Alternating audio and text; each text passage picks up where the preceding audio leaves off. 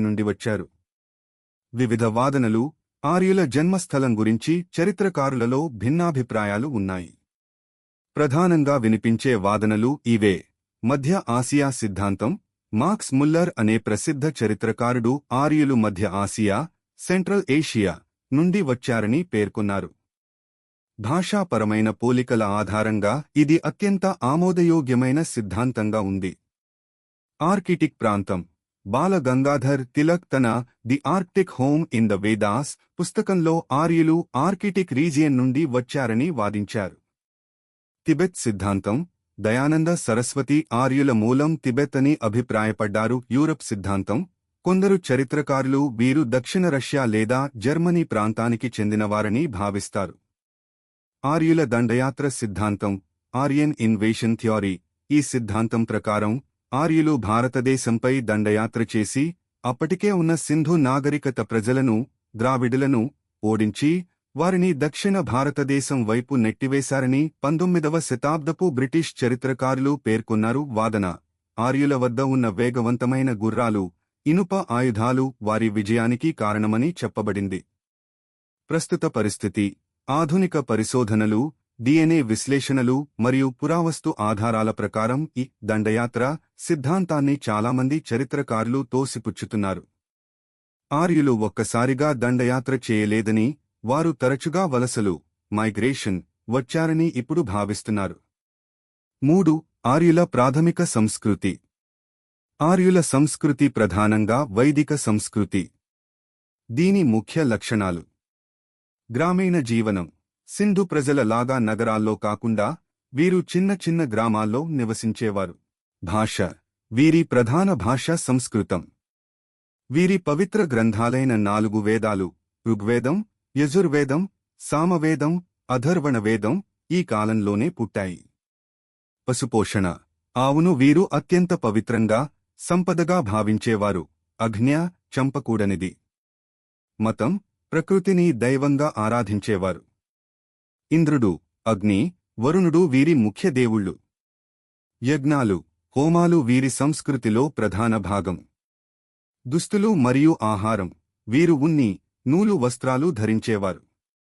పాలు, పెరుగు, నెయ్యి మరియు ధాన్యాలు వీరి ప్రధాన ఆహారం. ఆర్యుల నాగరికత ఎలా పుట్టింది? సింధు నాగరికత అంతమైన తర్వాత సుమారు క్రీ.పూ. 1500 ప్రాంతంలో ఆర్యులు భారతదేశంలోకి ప్రవేశించారు. మూలం. ఆర్యులు మధ్య ఆసియా లేదా కాస్పియన్ సముద్ర తీర ప్రాంతం నుండి సప్త సింధు 7 నదులు ప్రవహించే పంజాబ్ ప్రాంతానికి వలస వచ్చారని చరిత్రకారుల అభిప్రాయం. భాష. వీరు ఇండో-ఆర్యన్ భాషలను, ముఖ్యంగా సంస్కృతం, మాట్లాడేవారు. వేదాలు. వీరి చరిత్రను ప్రధానంగా వేదాల ద్వారా తెలుసుకోవచ్చు.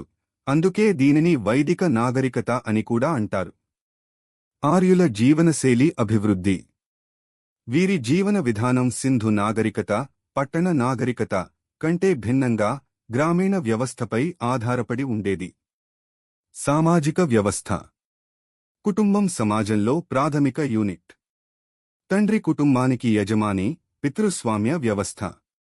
సమాజం 4 వర్ణాలుగా బ్రాహ్మణ, క్షత్రియ, వైశ్య, శూద్ర విభజించబడింది. ఆర్థిక వ్యవస్థ. పశుపాలన. ఆర్యుల ప్రధాన వృత్తి పశువులను పెంచడం. ఆవులను సంపదగా భావించేవారు. వ్యవసాయం. మలివేద కాలం నాటికి వీరు ఇనుమును కనుగొనడంతో వ్యవసాయం బాగా అభివృద్ధి చెందింది. గోధుమలు, బార్లీ, వరి ప్రధాన పంటలు. రాజకీయ వ్యవస్థ. ఆర్యులు తెగలుగా, జానాస్ ఉండేవారు. తెగ నాయకుడిని రాజన్ అని పిలిచేవారు.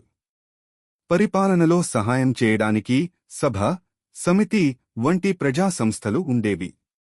మతం. ఆచారాలు. ప్రకృతి శక్తులైన ఇంద్రుడు, యుద్ధ దేవుడు, అగ్ని, వరుణుడు మరియు సూర్యుడిని ఆరాధించేవారు. యజ్ఞాలు, యాగాలు చేయడం వీరి సంస్కృతిలో ముఖ్య భాగం. ఆర్యుల కాలంలో, వైదిక కాలం, సమాజం ఎలా ఉండేది మరియు ముఖ్యంగా మహిళల స్థానం ఎలా ఉండేదో తెలుసుకోవడం చాలా ఆసక్తికరంగా ఉంటుంది. ఎందుకంటే తొలి వేద కాలానికి, మలివేద కాలానికి మధ్య చాలా మార్పులు వచ్చాయి. 1. మహిళల స్థానం. Status of women.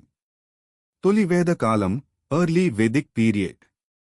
ఈ కాలంలో మహిళలకు అత్యున్నత గౌరవం ఉండేది. వారు పురుషులతో సమానంగా విద్యాభ్యాసం చేసేవారు. ఉదాహరణ: లోపాముద్ర, ఘోష, విశ్వవర వంటి మహిళలు స్వయంగా వేద మంత్రాలను, రుక్కులను రచించిన బ్రహ్మవాదినులు. వారు రాజకీయ సంస్థలైన సభ, సమితిలలో పాల్గొనేవారు. పెళ్లి విషయంలో వారికి స్వేచ్ఛ ఉండేది. స్వయంవరం. బాల్య వివాహాలు లేవు. వితంతు వివాహాలకు అనుమతి ఉండేది. మలి వేదకాలం, లేటర్ వేదిక్ పీరియడ్. కాలక్రమేణా మహిళల ప్రాధాన్యత తగ్గింది. వారిని ఇంటికే పరిమితం చేయడం మొదలైంది. రాజకీయ సభల్లో పాల్గొనే హక్కును కోల్పోయారు. బాల్య వివాహాలు వంటి దురాచారాలు మెల్లగా అడుగుపెట్టాయి. 2. సామాజిక కట్టుబాట్లు, సోషల్ స్ట్రక్చర్. కుటుంబ వ్యవస్థ. సమాజంలో కుటుంబమే ప్రాథమిక యూనిట్. దీనిని కుల అని పిలిచేవారు. తండ్రి కుటుంబ యజమాని, గృహపతి. వర్ణ వ్యవస్థ. ప్రారంభంలో ఇది వృత్తిని బట్టి ఉండేది. చాలా సరళంగా ఉండేది. ఎవరైనా తమ వృత్తిని మార్చుకునే వీలుండేది. కాని మలి వేదకాలం నాటికి ఇది కులాన్ని బట్టి, పుట్టుకతో కఠినంగా మారింది.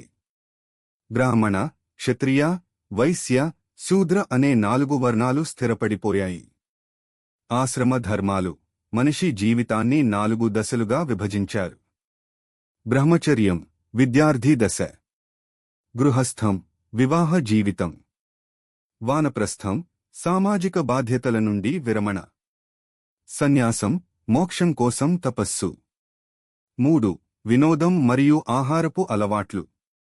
వినోదం, రథాల పోటీలు, చారియట్ రేసింగ్, జూదం, డైస్, సంగీతం మరియు నృత్యం ఆర్యుల ప్రధాన వినోదాలు. ఆహారం, పాలు, వెన్న, నెయ్యి, పెరుగు ఎక్కువగా వాడేవారు.